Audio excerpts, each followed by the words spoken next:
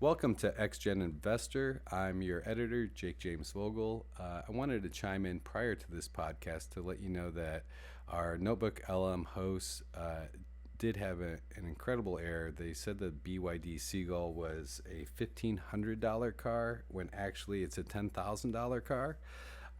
Otherwise, they did a pretty good job, creating a podcast out of the sources that I uploaded.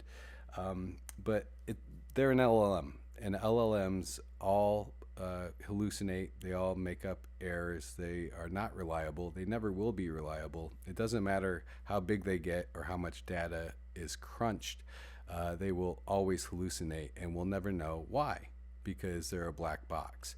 Which is why I think that this coming podcast is informative. I think that the massive data spend, the spend for LLM infrastructure and for GPUs and for that whole paradigm is going to be abandoned. I don't think that companies are going to go through with the $350 billion in spending that we're supposed to see in 2025 because the LLM model is just too flawed for that kind of investment. And I do see other bubbles that are converging, and I think they might pop all at the same time. You have legacy auto, and I've done several podcasts on what I think is happening in that space. And you also have the commercial real estate valuations and how when those are marked to market, it could have a real downward effect on the valuations of regional banks. Very concerned about the convergence of what I see as three bubbles. There are multiple out there, but these three in particular bursting all before the end of 2025 and what that's going to mean for the global economy, especially in the West. So enjoy the podcast, and I hope you like the research and plan for the future. You ever get that feeling like everything is a little too hot, like the markets are soaring and everyone's talking about the next big thing, but there's this little feeling, in the back of your mind, is this sustainable? Like, what if it's all just one giant everything bubble, just ready to burst? Yeah, it's a valid concern. And honestly, it's one that's keeping a lot of people up at night. What we're seeing right now is this potential convergence of not just one, but like three major bubbles, each with the potential to send shockwaves through the economy. We're talking legacy auto, commercial real estate tied to those regional banks, and the seemingly unstoppable hype train of LLM AI. Okay, so let's unpack this a bit. So we all know the excitement around electric vehicles, but I'm sensing there's a bit of a dark side to that shiny EV future, especially for the big traditional car companies. Exactly. You can't talk about EVs without acknowledging the elephant in the room, China. It's not just that they're pumping out affordable EVs like the BYD Seagull, which, by the way, is selling for a mind-boggling $1,500, but they've also got a stranglehold on that EV supply chain. Hold on. $1,500 for a car. That's less than a high-end smartphone. Are they even making a profit at that price? Believe it or not, they are. See, they vertically integrated their battery production, so they're cutting out middlemen and slashing costs. Plus, they've cornered the market on rare earth minerals.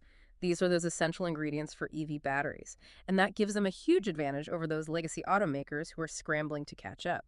So while everyone's focused on Tesla and the tech side of EVs, China's quietly building this battery empire that could power the entire world. That's a game changer. Yeah, it is, and it's leaving companies like Nissan in a very precarious position. Declining sales, mounting debt. They've even been downgraded to junk status by some analysts.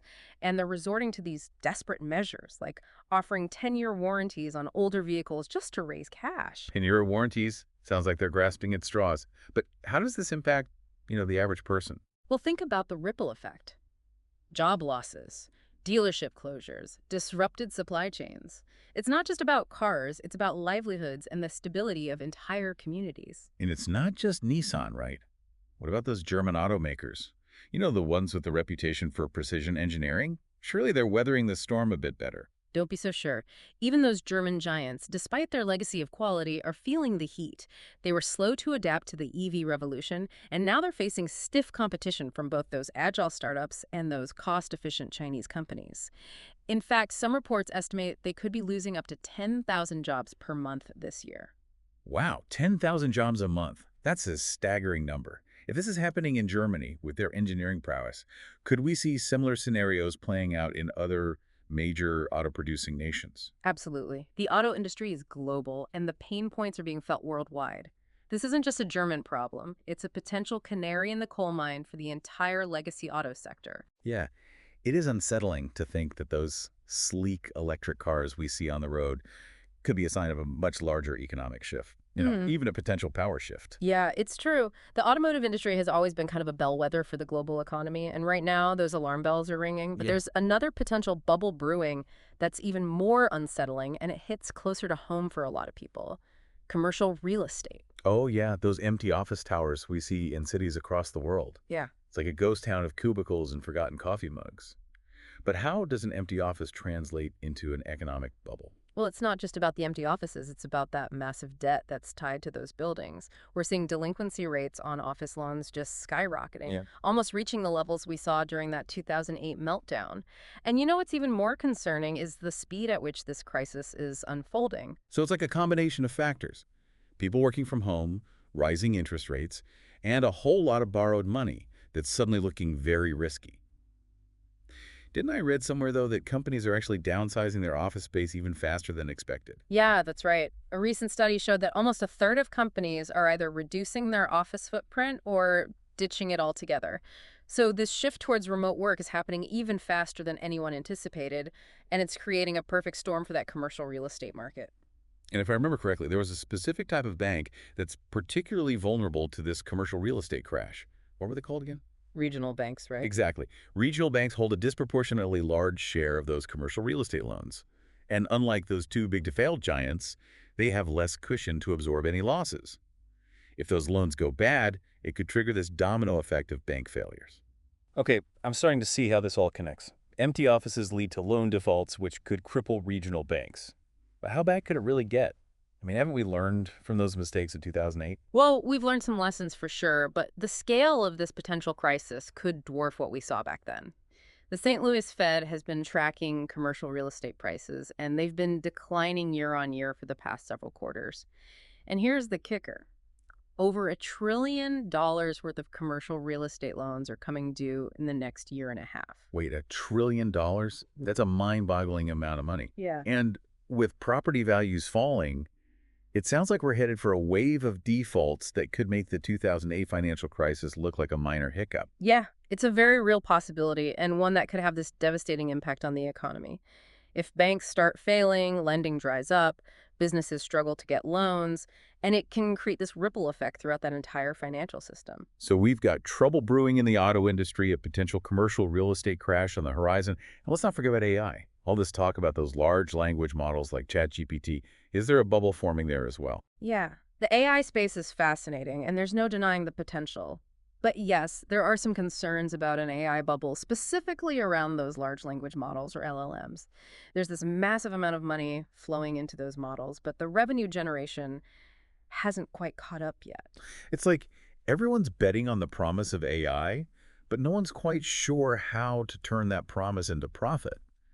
So is it just a matter of time before investors realize they've been caught up in the hype and pull the plug? Yeah, it's certainly a possibility. And what's concerning is that a lot of these LLMs are still prone to generating unreliable outputs, even with all that hype surrounding their capabilities. You're telling me those AI chatbots aren't as smart as they seem? Well, not necessarily. There are some impressive breakthroughs happening in AI, don't get me wrong, but we also need to be cautious about overhyping the technology. You know, there's this risk of creating this winner-take-all scenario where a few large companies control the entire AI landscape, which could stifle innovation in the long run. That's a good point. I've seen that happen in other industries where a few giants dominate the market and just squash the competition. Yeah.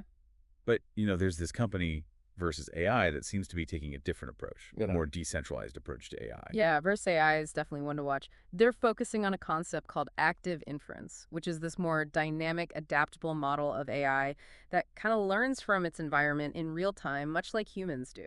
Okay, so instead of those massive centralized LLMs that are trained on these static data sets, versus AI is building AI that can actually learn and adapt on the fly.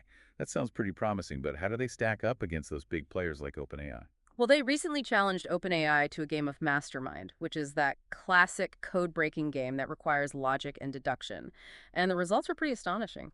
Versus AI's Genius platform solved the puzzles 140 times faster and over 5,000 times cheaper than OpenAI's model. Wow. And get this, it ran on a simple MacBook while OpenAI used this massive data center. Hold on, a MacBook versus a data center.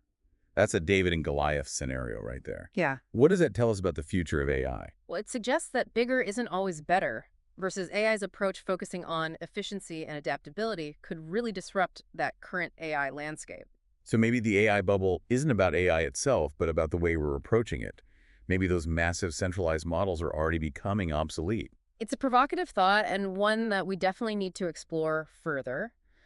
But it also raises this important question.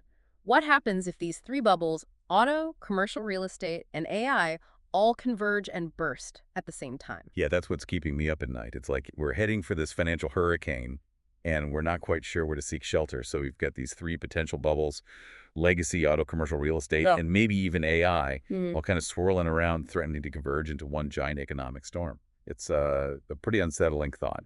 But I have to ask, is it really possible for all these seemingly separate sectors to implode at the same time? You know, it might sound far-fetched, but that's the scary part. It's not just possible. It's actually quite likely. Think of it as like a financial ecosystem. Each sector might seem independent on the surface, but they're all interconnected in ways we often don't realize. Okay, walk me through this ecosystem idea. How would, say, a collapse in the auto industry trigger a chain reaction across real estate and AI? Okay, so imagine this. A major automaker like Nissan can't keep up with the competition and faces a major financial crisis.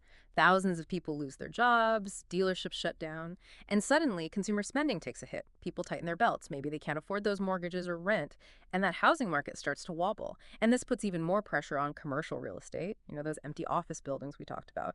And suddenly those regional banks holding all those risky loans start to sweat. Ah, so it's like a domino effect. Yeah. One industry falls and it sets off this chain reaction across the entire economy. Exactly. And then you bring AI into the mix. If there's like a sudden loss of confidence in the capabilities of those large language models, all that investor money could dry up overnight. Tech startups go bust, venture capitalists get spooked, and that whole tech sector, which has been propping up the market for years, starts to crumble. So it's not just about one bubble bursting. It's about this loss of confidence that spreads like wildfire.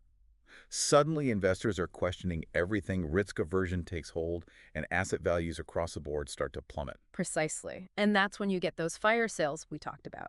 People are desperate to get rid of their assets, prices plummet, and it creates this downward spiral that can be incredibly difficult to stop. It's like a financial black hole sucking in everything in its path. Yeah. But let's shift gears for a moment. Let's say this worst-case scenario does play out. What can investors do to protect themselves? Is there any way to weather this storm? Well, first and foremost, don't panic.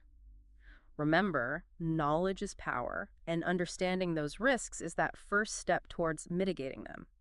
Now, I'm not a financial advisor, so this isn't investment advice, but diversification is key. Don't put all your eggs in one basket, especially those baskets we've been discussing. So spread the risk.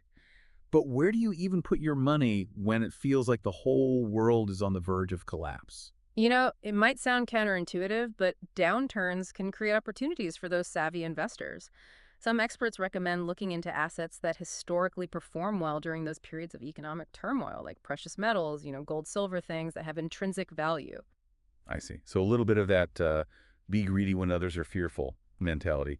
But I got to push back a bit here. Aren't precious metals kind of a cliche? Isn't there something a bit more, innovative we could be doing? Yeah, you're right. Just buying gold isn't a magic bullet. Another option, and this one requires a bit more expertise and risk tolerance, is to look into distressed assets. Think real estate businesses that are undervalued because everyone else is running for the hills. So capitalize on the panic. That sounds risky, but I can see how it could be incredibly profitable if you know what you're doing. Exactly. But I can't emphasize enough the importance of due diligence and understanding the risks involved. This isn't for the faint of heart, and it's absolutely crucial to consult with qualified financial advisors before making any major investment decisions. Right. Don't just blindly jump into anything without doing your homework. So we've got diversification, maybe some precious metals, maybe some distressed assets for those who are feeling adventurous. Any other words of wisdom for navigating this potential economic hurricane? Just stay informed, keep learning about these trends, challenge your assumptions, and just be prepared to adapt as the situation evolves. And remember, sometimes disruption can also create opportunity. That's a great point. It's not all doom and gloom. We focus a lot on those potential risks. But what about the potential rewards? Could there be a silver lining to all of this? Absolutely. The challenges facing those legacy industries, those bubbles we've been discussing, could actually pave the way for new innovations, new ways of thinking. Think about what's happening in AI with companies like Vonces. Versus AI, their more efficient, adaptable approach could completely revolutionize the field. It's not just about building bigger models, it's about building smarter, more human-like AI. So instead of fearing AI, we could embrace its potential to help us solve some of the world's most pressing problems. Precisely. AI could help us manage those complex systems, predict and mitigate risks, and even create entirely new industries we haven't even imagined yet. Yeah, it's like those more efficient AI models could be the key to unlocking a more sustainable, more equitable future. Yeah, it's a fascinating possibility, and it just goes to show that even in the face of all this uncertainty, there's always hope. The challenges we face today could lead to incredible breakthroughs tomorrow. That's a great note to end on. We've covered a lot of ground today, from those ominous bubbles to the potential for innovation and positive change. We encourage you, the listener, to continue exploring these topics, challenge your own assumptions, and don't be afraid to ask those tough questions. Yeah, the future is not set in stone. It's shaped by the choices we make individually and collectively. And by staying informed, being adaptable, and embracing those new perspectives, we can navigate the uncertainties ahead and create a future that's both prosperous and sustainable. Couldn't said it better myself. Thanks for joining us for this deep dive into the everything bubble. Until next time, stay curious.